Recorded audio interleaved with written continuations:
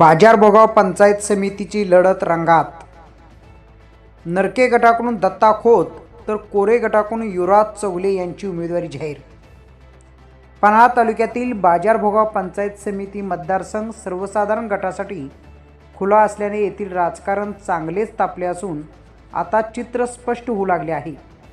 या मतदारसंघासाठी शिवसेना शिंदे गट यांच्याकडून आमदार चंद्रदेव नरके यांनी युवा नेते दत्ता खोत यांची उमेदवारी जाहीर केली आहे, तर दुसरीकडे विरोधी जनस्वराज शक्ती पक्षाकडून पोहाळवाडी गावचे युवा नेते युवराज चौगले यांची उमेदवारी जाहीर झाली आहे।